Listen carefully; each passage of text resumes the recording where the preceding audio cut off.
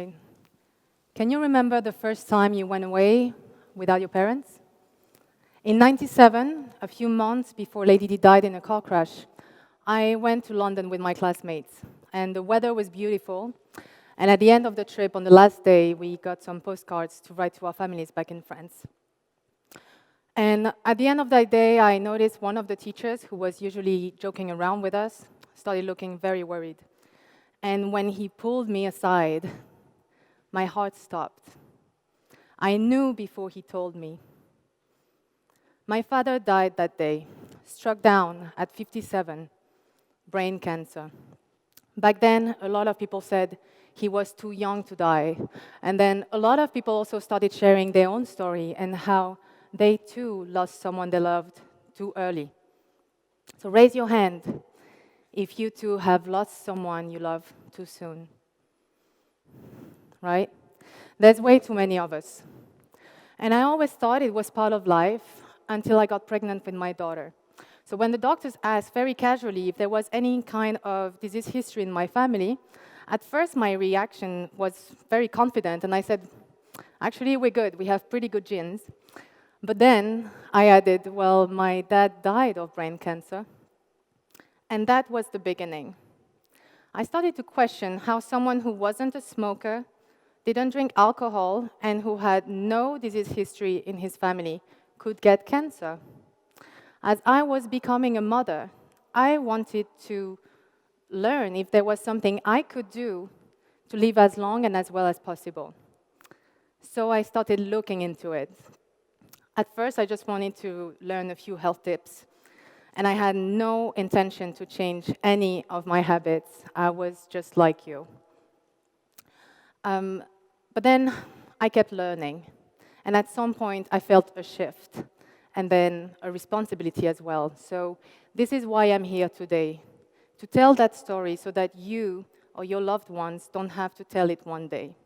Because all these years that I've studied and worked, no one ever came to me with information I'm about to share. So cancer is on the rise everywhere in the world. But according to the National Cancer Institute, only 5 to 10% of cancers are genetic. So what about the 90 to 95% of them, right? So before the 60s, no one believed that smoking cigarettes caused cancer. Actually, cigarettes were advertised and they were endorsed by doctors and celebrities. And it took a while before the World Health Organization classified it as causing cancer. It took decades and it took thousands of studies. And then the education campaigns and the smoking bans started. Now today we are consuming products that are advertised just like cigarettes. And just like cigarettes, they are also causing cancer.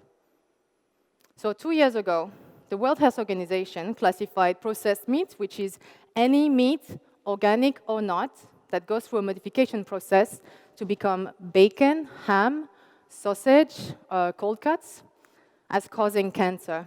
And according to them, red meat probably causes cancer too. So it's not just the meat, actually. We now know that all animal protein, including protein from fish, dairy, and eggs, actually have adverse health effects. According to the American Association of Cancer Research, all animal protein boosts the levels of growth hormone IGF-1, which basically means that animal protein both feeds and promotes cancer in the human body. And it's not just cancer. Actually, these animal products are also linked to all chronic disease, including heart disease and strokes, diabetes, some autoimmune, and some degenerative disease like Alzheimer and Parkinson. So together, chronic disease kills over 30 million people every year.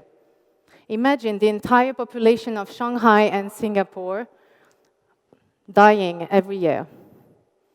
And only a very small fraction is genetic. So we spend billions, if not trillions, to fight terrorism. And here, we have a problem that kills 1,000 times more, and we do very little to educate people and to prevent 90 to 95% of this death. So what if we had the tools and the knowledge to actually save our loved ones from dying too soon? The thing is, we do. So the data is clear, it's the food. So now, actually last year, Harvard researchers concluded that replacing animal protein with plant protein was associated with lower mortality. Basically, if a whole foods plant-based diet was a pill, it could prevent and even cure almost all heart disease and strokes, most cancers, and type 2 diabetes.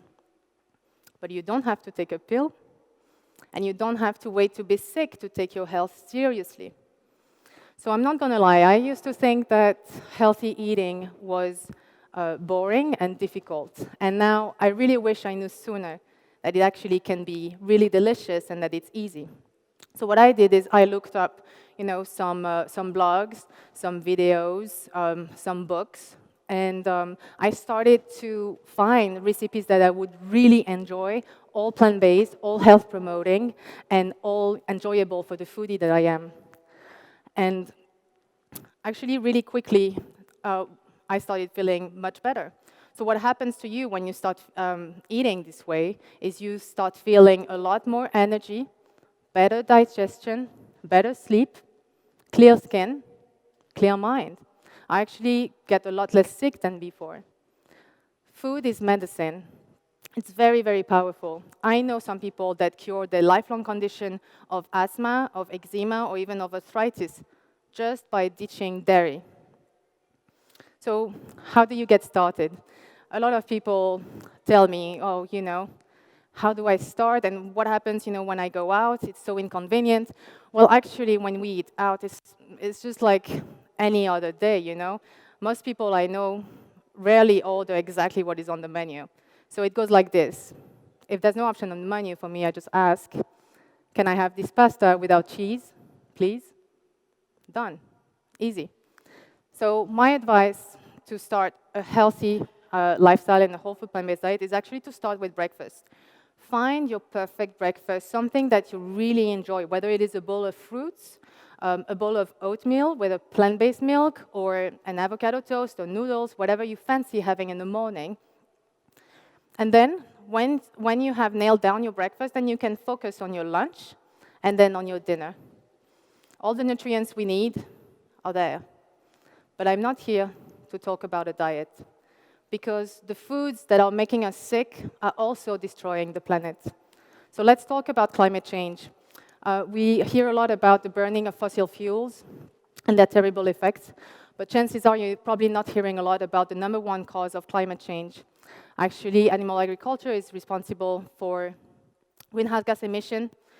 Deforestation is the leading cause of water pollution, wildlife extinction, and water droughts. We are facing massive food security issues and empty oceans 30 years from now. There's a consensus among the world's top environmental experts that unless we shift 50% of animal-based food to plant alternatives over the next few years, then we are facing catastrophic climate change. So eating animals today is not just dangerous, it's also clearly unsustainable. It takes an enormous amount of food, of grain, of land, and of water to produce just a little bit of food for a few people. So when you think about it, it doesn't make sense. So one thing I learned along my journey is that we actually produce enough to feed 10 billion people. But every single day, 50,000 men, women, and children die of hunger. And most of them actually starve in countries where food is produced. Countries like the Philippines, Brazil, Cambodia. But it's fed to animals instead. So in my eyes, this is the biggest food scandal ever. Somehow we managed to find food to feed 50 billion animals, but we cannot feed 800 million humans and we leave them to starve. This is a choice. And we can choose to eat the foods that feed more people, not less. We can choose to feed humans first. In the short time I changed the way I eat, just under 2 years, I contributed to saving 2 million liters of water, 12,000 kilos of grains, and thousands of square meters of forest. And the thing is, I'm not even special. Anyone can do that. So imagine living in a world with less pollution, less waste, more green, clean water. That is the future I want for my daughter. And I want her to wake up to the news one day. We did it. World hunger is over, it's done. This can happen. The same foods that can heal us and save us can save the planet. But how do we get there? You probably heard before, if you want to change the world, you need to change yourself. And I know, change is a scary word, but it's not scary if you focus on the future and on what you will gain. Change, actually, is a natural part of evolution. And change sometimes is just becoming who you are. So, along my journey, I realized something. I always loved animals. I lived in China for a while, and when I was there, I rescued dogs and cats from the streets.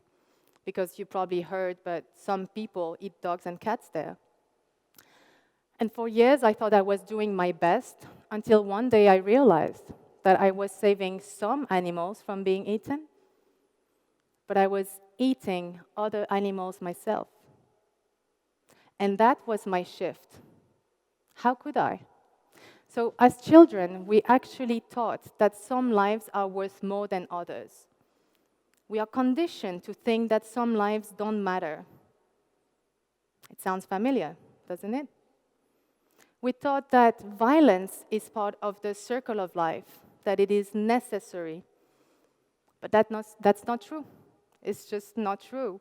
It is not the circle of life to exploit and enslave, to cut and mutilate, to suffocate, to drown, to gas, and to slaughter.